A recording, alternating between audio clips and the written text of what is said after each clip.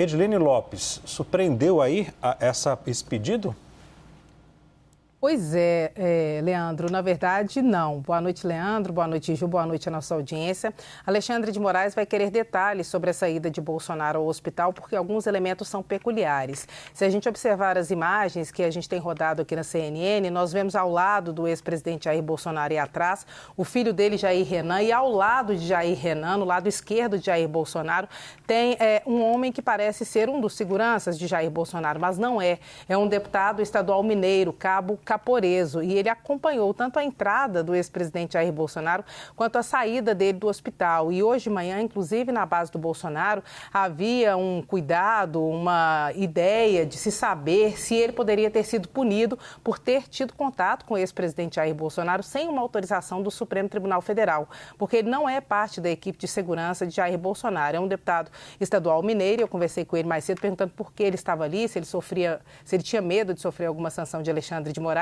Ele me disse, não, Edilene, porque eu fui ao hospital, entrei no hospital, estive no restaurante, consumi, paguei e saí quando o presidente saiu. Não conversei com ele, não sentei ao lado dele, não estive em uma aproximação, uma interação com ele dentro do hospital. Fui para marcar presença, para que ele me visse o apoio, visse que eu estava ali representando o parlamento e apoiadores dele, e por isso eu compareci. Ele disse que não tem medo de sofrer uma sanção por parte de Alexandre de Moraes, que ele inclusive falou e que disse que já repetiu várias vezes que ele é um tirano togado, que essa é a opinião dele, não tem medo de sofrer punição nem pela opinião e nem pelo fato de ter acessado, estar mais próximo de Jair Bolsonaro sem que houvesse autorização e sem que fosse da equipe de segurança. Ele disse que entrou no hospital normalmente, acompanhando inclusive a equipe de segurança que estava com Jair Bolsonaro, ficou no hospital durante o procedimento e dali saiu. Então é uma curiosidade sobre a qual certamente Alexandre de Moraes vai se debruçar. O que eu conversei hoje mais cedo com interlocutores de Jair Bolsonaro é que, ao que se sabia, que a defesa de Jair Bolsonaro sabia, que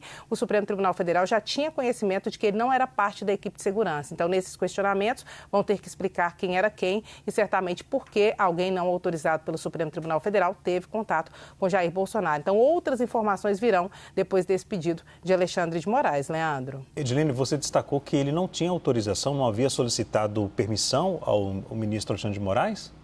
A princípio, essa autorização não existia. Ele é uma pessoa que se aproximou de Jair Bolsonaro, disse que não conversou, não teve nenhuma interação verbal com Jair Bolsonaro, ficou próximo. Você pode perceber que ele estava ali ao lado de Jair Renan e também ao lado do ex-presidente Jair Bolsonaro. Fez essa posição, essa postura que tem sido questionada, que se não seria um ato político, uma manifestação, mas por enquanto não há nenhum posicionamento sobre isso. Mas fato é que estava ali ao lado do ex-presidente, sem que fosse um visitante ou alguém que pertencesse à equipe. E diz que não tem medo nenhum de sofrer uma sanção por isso, embora a princípio não fosse um contato autorizado. Agora, Edilene, como esse assunto vem repercutindo aí em Brasília? A saída do ex-presidente, a gente sabe que há uma articulação muito forte durante essa semana em relação ao projeto de anistia, né? Uma ala do Congresso Nacional fala que o assunto vem avançando, mas uma outra ala, sobretudo da base do governo, fala que não, que o assunto está parado e que não deve prosseguir.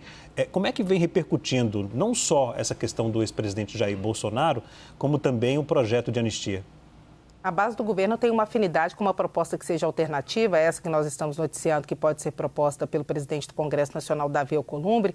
Eu, inclusive, conversei com líderes de vários partidos, que são partidos da base do governo, que disseram que podem votar uma proposta alternativa que seja de redução de penas, mas a anistia não. E o que diz a base do ex-presidente Jair Bolsonaro hoje é a oposição ao presidente Lula. Eles dizem que não há negociação em relação ao que eles defendem, que é uma anistia ampla, geral e restrita, mas que, pelo que eu apurei, tem um ponto que pode ser negociado, que é a inelegibilidade do ex-presidente Jair Bolsonaro. Esse ponto teria sido autorizado pelo próprio Jair Bolsonaro para negociação, porque eles acreditam que lá na frente, em uma próxima composição e presidência do Tribunal Superior Eleitoral, ele possa conseguir reverter essa inelegibilidade. Então, esse ponto poderia ficar para trás e o restante das penas, das condenações, poderia ser perdoado conforme que estão negociando, conforme negocia a oposição hoje no Congresso Nacional. Mas fato é que há um impasse e nessa história pode ser ressuscitada a PEC que tem sido apelidada de PEC da blindagem e que a base de Bolsonaro não gosta. Outro dia um dos líderes me disse o seguinte: é uma PEC da morfina, porque na verdade ninguém quer